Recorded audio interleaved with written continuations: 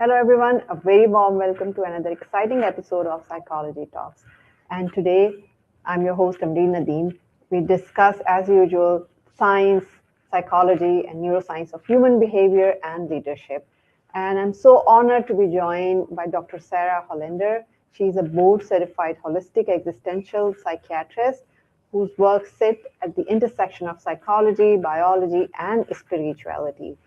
Her work with she works with high achievers and individuals navigating complex internal states such as burnout, anxiety, and overwhelm, helping them understand. She's like helping them to understand these experiences not just as a symptom but as meaningful signal from within.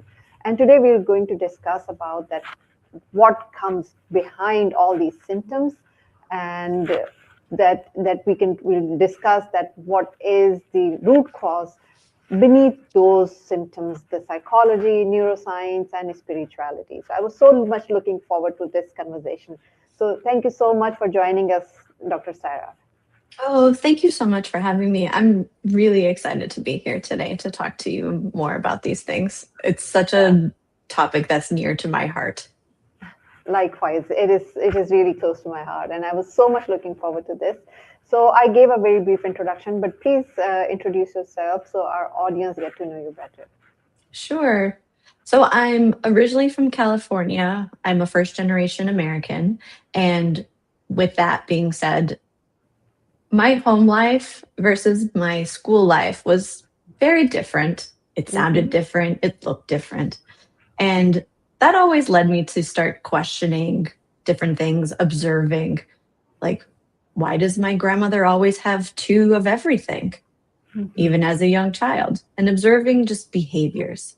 And what I learned was by asking questions all the time, I learned that I always loved just talking to people and hearing their stories. What makes them who they are? What are the stories that they tell themselves and the meaning that they've created about how they got to where they are today?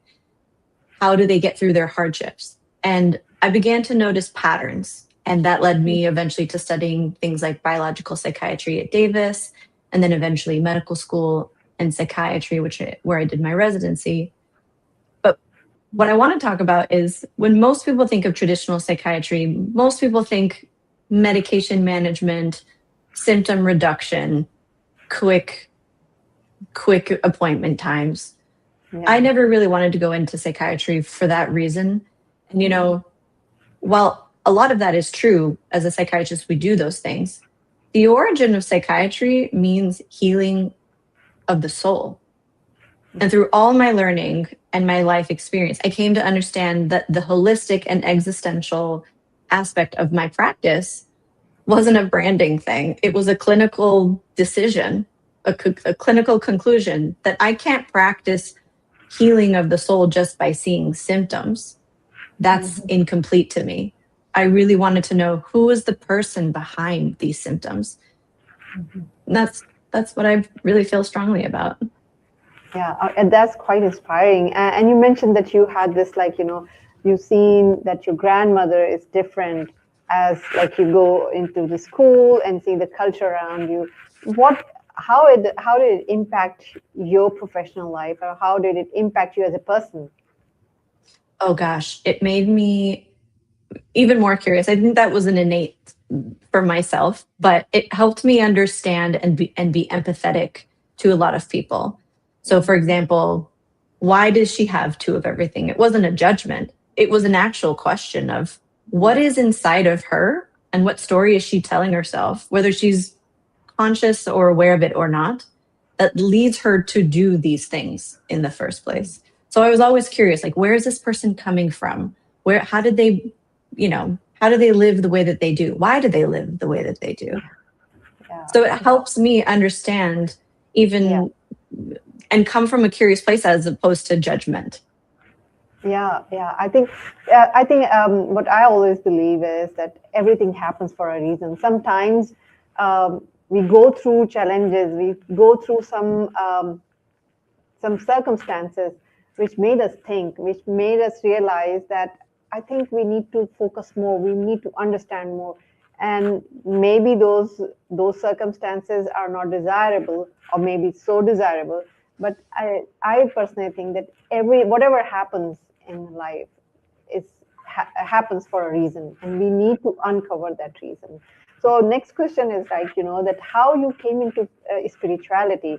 Like, I understand that you got into the psychiatry and tried to find out the soul behind symptoms and everything. But what led you to your interest in spirituality? Sure. So first, I kind of want to talk about what is spirituality in the first Yeah, place, because I think a lot of people, when they think of spirituality, some people will think of religion, which could be very much connected. But spirituality is so much more broad in that it's the way that a person allows themselves to connect to something that's larger than themselves, whether that's through art, nature, sometimes their career, oftentimes their career, it can be. And so, just speaking from that place, there was a study that showed that 80% of patients, with regard to their mental health, use some form of spiritual practice. But yet, it's not part of our questioning when it comes to talking to patients, which seems like such a miss to me. And because of that, because of the sort of like the questions that I had as a young child, a lot of them were much more macro oriented. Like, what is all this for? What does all this mean? Right? Like, why are we even here? Bigger questions that led me to, to a much bigger and deeper place. And so I bring that into the clinical room with patients when I say, just like what you said, this is all for a reason. That's very spiritually inclined, right? Because then it's more into, well, what am I doing this for again? What am I here to learn? Yeah, yeah, absolutely. And I love that, the way that you define that spirituality is something bigger, is something wider, it's something broader, that, it's not only religious or something. We are having some good comments here. Like, somebody said that it's three perfect love. I think it says doubt, fear, and hate actually create the problem. Fear eats three-dimensional space like snake venom, and the way fix all diseases, even aging, to create antivenom to fear, which is chemical in the brain we can reverse. So yes, I think everything is actually a reaction to the chemical, is inside the brain. So yeah, thank you so much. And there's also a question here. This, like, saying that I'm going through a loneliness even among people. I always feel that people don't value me because I have always been cheated or never put on priority list. How do I deal with it? So what do you recommend to him? Sure. Good question. And I'm sorry you're experiencing that, whoever you are out there. But first, I just want to say this doesn't constitute medical advice, and please always contact a clinician. But with regard to that, one of the biggest things that I often work with patients on is helping them to see what their patterns are that have been sort of running under the hood, so to speak, like a car, the programming that you've been running under for so long. And like, where does that even come from? And if you walk that through and you understand where the pattern is really coming from, then it comes to the forefront for you to be able to challenge and really work through. Yeah, absolutely. These are actually, the patterns that we repeat. Like, it's all in our heads, I would say. Whatever we believe we are, whatever we believe that we deserve, eventually we attract whatever it is. So, like, if someone is going through maybe uh, circumstances, like all the time they're seeing that maybe somebody's cheating or something, so maybe they need to fix something inside them, that maybe they deep down they feel that they're not worthy of love, and that's why they may be chasing the wrong people. So that's how it is. They need to fix it first of all, that how we can fix our mindset, and then everything falls into the places. So I think this is absolutely what you say, that it's very important to actually fix ourselves first, and then everything will begin to fix around us. So yeah, that's very important. And Yeah. yeah, so I was just think like, it's what do you think, what is the connection between psychology and spirituality, and especially in your practice? Sure. So both share domains about like the inner life of a person, right? But psychology, the whole idea behind psychology is that it's empirical observation, measurable constructs, evidence-based interventions like cognitive behavioral therapy. But spirituality is so much bigger than that. And again, I talked about like seeing things from a macro perspective, and it really helps to tie together, okay, I'm going to challenge these thoughts, right? But what does that connect to that is larger than myself, that allows me and helps me heal? Because I am bigger than myself. That's what helps me heal, knowing that I'm connected to something larger than myself. Yeah, absolutely. They're all interconnected and absolutely. And we see that, everything like psychology, neuroscience, even because it's at the end of the day, it is all linked with our brain, with our mind, that how do we use our mind? And each layer, it's like peeling the layers and you start seeing, oh my God, okay, it is ahead of this. So this is absolutely amazing that how these things are interconnected. Yet, it, as you said, that this was the myth in psychiatry also, that people don't often link the psychiatry with the spirituality, which is very important. So, how do you recommend that how the people who are practicing this, how they can actually practice more spirituality in their clinical practices? Oh, definitely. So let's go back to the idea of like what spirituality is, and it's whatever you can use to help you connect to something that's larger than yourself. That's something that you can do every single day. One of the best ways that I say is to go out in nature. That's why I have the trees behind me, to remind you that we're all part of this beautiful ecosystem and that we're really all connected. So that way we can inspire that feeling of awe. That's something that's huge. You can look at a sunset. You can look at a piece of art. You can dive into whatever it is that you're doing, or as a career, finding fulfillment in what you're doing, a purpose in what you're doing. That's the beauty in all of it. So you can really connect and do that and find something to do every single day. Yes, and I think that you highlighted a very important point that, we are larger than, this life, and, we need to see that we are all interconnected. Even the nature, we are connected to the nature. It's like, you see, when you go in the nature, you feel that you are connected to the bigger ecosystem. And that's the beauty of it. That's how we connect with ourselves. And when we find that we are not alone, we are part of the system, that what gives us kind of a sense of realization that we may be just a small, tiny part, but we are part of the bigger system. And we are, as a tiny part, also playing some role in this world, in this universe, and which is directly linked with all everything around us. Like, for example, if like you must have heard of this butterfly effect, right? That, this everything is connected. Maybe the flutter of the butterfly in the Amazon can create the hurricane somewhere like very far. So that is what it is. I mean, when I see that spirituality, the interconnectedness is something that, everything is interconnected. We are not separate from the universe. We are part of it. And that feeling itself gives us a sense of like, it gives us like the feeling of awe that, oh my God, yes, we are not just a tiny part. We are just part of the bigger system. So this is really, really important that we should know that what it is. Yeah. So, and I just want to mention real quick that spirituality is not an escape from reality. It's a way to bring you back to reality, to be present in this very moment, because that's really all we have. The past is a construct. The future is a construct. The only thing that we have that's real is the here and now. And spirituality really helps you connect with that part of you. And so another way that just came to me is do something that you normally do every day, but without the rush. With so much of it is like just checking off the list.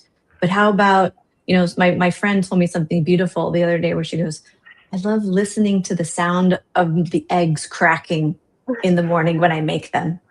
And it was so beautiful because it showcased how intentional she was about just living and being. Yeah. Yeah. You have highlighted such an important point that like most of the people are actually in a rush for no reason.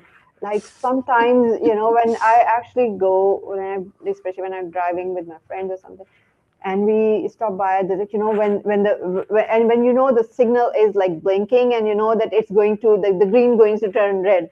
And so like, okay, please accelerate so we can move fast. It's like, okay, we can, but what's the rush? Is it Mhm. like like my friends could say that we can actually reach home quicker and say, okay, so what, like maybe just like saving 1 minute or 2 minutes, what would you do? What's the urgency? What's the rush? And like at the end, there is no rush actually. It's just our own perception that we said, okay, we need to reach home early. We need to reach the office on time. We need to do something at this point. So like we need to just calm down for it. Like nothing's gonna happen, even if we just be delayed by 1 minute or so. We just need to calm down our brain because otherwise it will be on the in the danger zone. Like it will be always rushing and it will be doing something extraordinary because so like it's always something like chasing something. We need to calm this down, and when we calm down we realize that we miss the beauty of the things around us. We never seen that. Like even for example, if we sitting in the car and on the red light, just focusing that okay, we have to reach home. We'll miss the beauty around us. Maybe we'll miss the sound of the birds, right? We miss looking at the Mhm. trees, or we miss just feeling the presence of someone sitting by our side. So like we can have a conversation, the same conversation we were thinking that we were imagining that we can do it in a home, we can do it in the car as well. So like these are the things that we can just do the regular practice, the daily practice that um, that that slows us down, that brings peace in our life. And Exactly.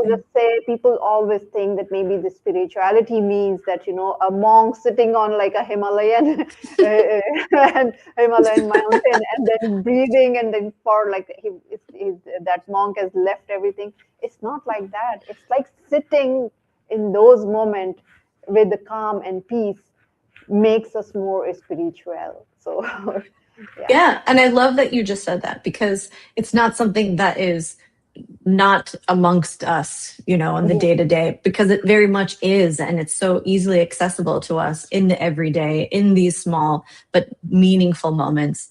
And what I particularly like to use is I recently got into acrylic painting where I just Oh, practice blobs being blobs and I don't need to analyze them. And I just practice being. This is my wow. newest and latest. Oh, wow. I love that. Yeah, I love painting too, actually. But I used to do it, and now it's been years that I haven't did the painting like properly. But I think I should revise that. So yeah. I'm sure you make some beautiful things that I'd love to see. Oh, yeah, sure. Thank you so much. I will revise. I will revive this hobby. Hmm. Anyways, yeah. So you deal with patients with burnout, and this is nowadays a bigger problem. Like it's been widely discussed. It's been like it seems that everybody is kind of reaching the tipping point where they are actually hitting the burnout. So just tell us about this. What is burnout? What actually is burnout, and how we can actually avoid it? Sure. Yeah, burnout is when most people think of burnout, they think of exhaustion, but it's not just exhaustion. It's not something that you can take a vacation from and it's fine, or you can sleep and it be okay. It's really not. It's a full system breakdown that happens in many layers. And unfortunately, because it's such like a chronic thing, it has a multitude of downstream effects that cause changes to your brain. It causes you to not really think very clearly with your decision making. Your emotions are kind of not as stable, and everything kind of goes offline. And so it's really important to talk about here, because I think especially for high achievers, this is really the patient population I tend to work with. Once symptoms of burnout start, their idea is, oh, I must work harder. Something isn't working. I need to work harder. Let me just, that's not working. I need to work harder. And it's great. I love that. But unfortunately, that becomes the default. And once that happens, we talked about rushing earlier. Yeah. We have something called the sympathetic system, which is like a fight or flight system, like always on the go. And you talked about being in the rush. And what happens in burnout is there becomes more of a tilt toward that system, even at rest. So even when you're not at work, you still feel like you are exhausted and completely fizzled out. And that can look like muscle tension, heart rate, even when you're resting, heart rate variability is changing, your sleep is going, you're not sleeping. So eventually what happens with burnout is the body will burn all of its reservoirs for energy. The system becomes so exhausted. Initially, the HPA axis, which is called the hypothalamic pituitary axis, is responsible for releasing something called cortisol, which is our main stress response. In the beginning, that goes off. That's when you start to fight. That's when you're like, oh, I need to work harder. I need to do more. Clearly, that's what I'm missing. Until eventually, the whole system shuts down. And that looks like emotional blunting or like social withdrawal. You don't feel the same way anymore. People become or feel distant both from themselves and from what they're doing. They don't feel like they can feel the same way. And along with that often comes a disillusionment of what they worked so hard to achieve and to attain. And that's what's so painful. I worked so hard to get here and I keep working harder. Yeah. Why am I not getting the results that I thought this was supposed to do? And it's almost like a backfiring. And then there's also, because of all that, a loss of meaning. And that's where the spirituality component comes in. Because now if you've lost your meaning, now what? And then the person actually works harder to try and get more meaning. And then it perpetuates the cycle. So at each level, it depends on how far gone someone is, but I kind of wanted to just talk about like what actually happens with burnout and like, what is it? Yeah, I mean, and that's kind of an epidemic here these days, because everybody seems to be in the rush, chasing something, and most importantly, chasing something which doesn't have a meaning. And when even they achieve something, they feel so much unfulfilled, and they say, okay, now what? Like, they have done so much, now what? And it seems that so many people, especially the high achievers, they cannot tolerate this, and they at the peak of their career, we see that they even commit suicide, or they go into something which is completely like 360 degree, like a completely different direction. They go in a different direction. So that happens, and that is the reality. And a lot of people actually think that it cannot happen to them, but it is a reality, and it can happen to anyone. So tell us about it, that how we can avoid it. What are the symptoms that we need to realize before hitting that rock bottom, that okay, before that we need to prevent ourselves, that we are going in the wrong direction? Sure.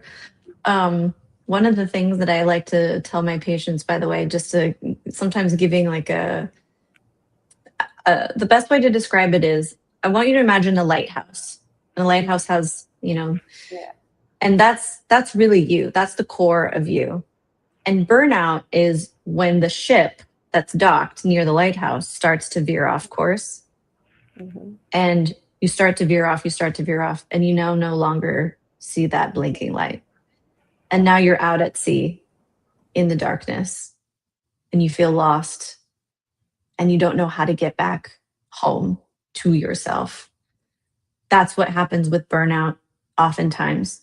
And so the delta between who you know you are and who you know you could be grows larger and larger. That's where so much more pain comes into play. So why am I saying all this? Most of the time, people know really, if they stop to ask themselves, when I talk to patients a lot, I'm like, how long, how many years has this been going on that you didn't listen to yourself? There's like a quiet voice that says, you're veering off. This isn't it. How many times? And they'll go, oh my gosh, for years. But I didn't listen. I just kept working harder. Right? So most of the time, people will know, and they'll say, I have a voice that keeps coming up, that keeps me up at night. Like, I think there's more to life. Or I don't think this is the way to do it. No. Right? And they discount it. And so one of the ways to prevent it is to stop and listen to what your system is saying. Those voices that keep you up at night are there for a reason, trying to literally, like the lighthouse, bring you back home to you. So that's one of the best ways that I can say is when people go, well, what can I do? I go, honestly, I don't want you to do anything because you're probably doing too much. I want you to stop. I want you to take your time so you can hear you. I want you to take your time so you can hear what you are saying. Yeah, absolutely. I love this. I love the example that you've given, especially the lighthouse, and that's exactly what happens in the life when we go off the track. We are so lost. We don't know where to go back. But the thing is that what I sometimes feel that it's like getting lost is again a blessing, because that puts it on the right path. It's not something that we need to realize, as I said in the beginning, that everything happens for a reason. Even if you're not able to cope up, that sometimes people get so harsh on themselves. Oh my God, what happened? I wasted, let's say, 40 years or 50 years of my life chasing something wrong. But the thing is that it happened, that maybe it was not your path anyways. If you're lost deep in the middle of the middle of the sea, you need to find out that maybe there is another lighthouse waiting for you, which is much better and which is the right destination. So this is something that it's really important to realize, that it's that sometimes the path is not right, and that's why the burnout happens. That's exactly what you said, that that inner voices keep on telling you that, okay, this is not right, this is not right, you need to stop going in that direction. So I think that's so beautifully you explained it. I am so glad that you mentioned that, because it's such a valuable piece of insight, and I couldn't agree more. When these things happen, oftentimes there's a sense of shame and embarrassment involved in, like, oh my God, how did I get here? How did I allow it to get so bad? When in reality, sometimes I almost see it as, I say it like, let's say you have a young child who outgrew their shoe, and now all of a sudden they're like, my shoe hurts, or my foot hurts because the shoe doesn't fit. Do you go, what's wrong with your foot? No, you get a new shoe because you've literally outgrown, right? So part of what happens with burnout is, on the other side, the silver lining often is, this is a beautiful opportunity to take this time to question, how did I get here? What patterns and what story have I been living under to get me to this place? And does it suit me? Because most of the time, it's something that we've outgrown. So the way that most people get there is, they've been running on a system that they thought worked for them until it doesn't. Wow, I love that. I really love that, because I think that's how universe also tells you, gives you signals that maybe in some way that I often tell people that sometimes that you need to not only listen to yourself when you're observing things also. Sometimes some things pop up without any, without any, I would say that, what do you call this, without any link, right? And we said, oh, from where did that come from? Maybe some reel may appear in your feed, or maybe you're going and maybe you're in a gathering and somebody start talking about it. And these are the things, these are the moments when I would just say, when your subconscious mind, or maybe the universe, is giving you the signal that you need to listen to the other side as well. Because sometimes you're so much focused, like the tunnel vision, we're following something that we're chasing something so badly that we are unable to see the other part of it. So these are the things that I believe that it worked. Sometimes it worked for me, and whenever I actually tell people to listen, to observe these things, it really Mhm. works for them as well. Definitely. And Yeah. when we're, just going back to, I talked about like the seed of things. When we are born with our intrinsic essence that makes us who we are. And we are born with an inherent value. People are like, well, I don't really feel like I have worth. And Yeah. they often talk about it external to them. And I remind them, a baby is born with value already intrinsic to them. You didn't lose Yeah. that. That's not something to find, it's something to remember.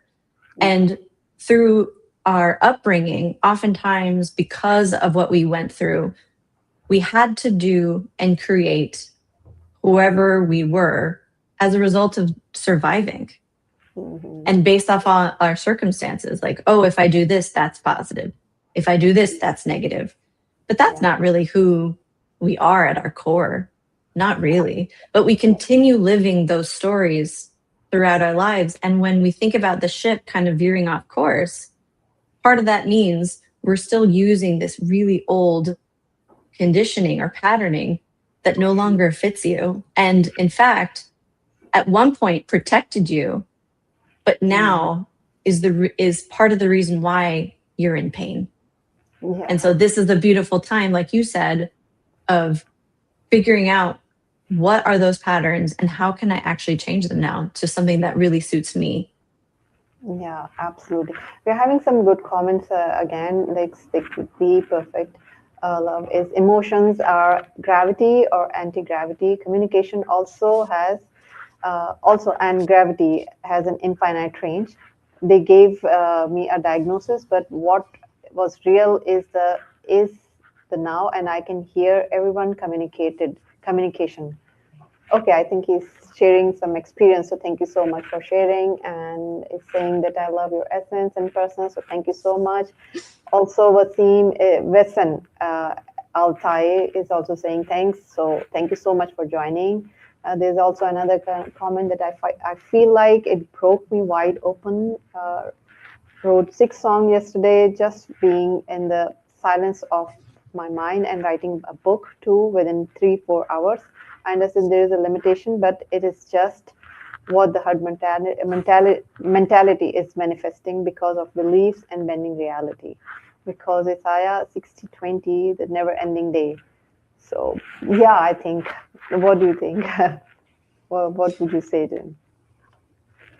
The way that I put it, the best way that I can describe this is energy is emotion. Emotion is energy. It cannot be created nor destroyed, but it can be used. And sometimes I tell patients, like, think of like a radio station, right? You have to tune in to the radio station, or you are almost like a radio station in of yourself. Yeah, And when you tune into yourself, that creates a vibration on its own that people want to connect with or not. But as long as you're the one who's creating who you are and living from your being, you will attract those who want to tune in to you too, and vice versa. absolutely. Completely agree that it's all, I feel that everything is in energy. And we are absolutely like, we are transmitting all these frequencies and energies based on our belief system, based on our thoughts. And again, when whatever we send, we attract. So whatever we give to the universe, we receive it at the end. So maybe like if we like transmute all those energy or like the positive vibes, we will get the positivity in life. But if we transmute all these negativity or like having those doubts and fears, so at the end of the day we'll manifest the same fears and anxiety instead of, no matter how much like a lot of people say that you need to say these affirmations, but these affirmations would not do anything if you don't have a proper belief system behind it. If you just say that, you just keep saying that I'm worthy, but deep down you're saying, oh no, I don't deserve this, then there's no point of like chanting all these affirmations. So it does work, these affirmations work, but it needs to come, as you said, it needs to come from within. It needs to come from the place that you believe that yes, you're worthy, and you will attract the same thing. Because again, we are all like sending all those messages and sending all those frequency, and then we'll receive the same thing. Yeah, Yeah, absolutely. exactly. Absolutely. Yeah. So I know that we can talk a lot on this because this is my favorite topic or something. So just tell us that what one piece of advice would you like to give to our listeners today, or like those who are watching us also, to uh, to take back, like to enhance their maybe like spirituality, or to have the better mental peace. Sure.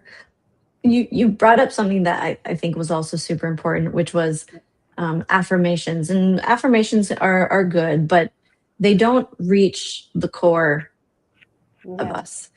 Part of something that I want to talk about is the difference between understanding something on a cognitive level, like, yeah, I know, versus embodying the knowledge. And the difference is experiential. It's not something that you understand. This is why people I call healing adjacent. They will go through and they will do all the things that they need to do, but unfortunately will only reach a certain level and not reach the level of embodiment, which is why true transformation is unfortunately not taking place. And so if I can leave anyone with anything, even for example, gratitude. Gratitude is a beautiful emotion, but it's an emotion. And people will think about being grateful, right? They'll go, yeah, I know I'm grateful for X, Y, and Z. But have you ever stopped to embody the feeling of being grateful and let that wash over you and what that does to your system? And even just in this like small microcosm of that, extrapolate that to a much bigger picture, to your baseline of living your own life for you in the way that suits you, in alignment to you. And so people who are going through this, we talked about burnout, we talked about a lot of these things, recognize that it's actually a sign of growth as well. Your system is sort of outgrowing what it was used to, and change is scary. Yeah. It's not meant to go alone. Please find someone that you trust, that you feel will understand you, so that way you can explore, because it's actually a fun process once you're in it and you start to understand what's happening. And create a playground for you to explore and be and exist in a new way for the first time. Yes, I love that. I absolutely love the advice that you've given. That especially that the distinction you just shared. That embodying all the knowledge. It's like knowing something, that's fine, but are you really like embodying what you actually know? Like we know lots of things and we know it at the surface level. It never goes deeper to the heart. So we need to practice it. We need to experience the life as it is. It's not just you know it. You're passing the days. No, you don't have to pass the days. You have to live each day, and that's what makes the difference.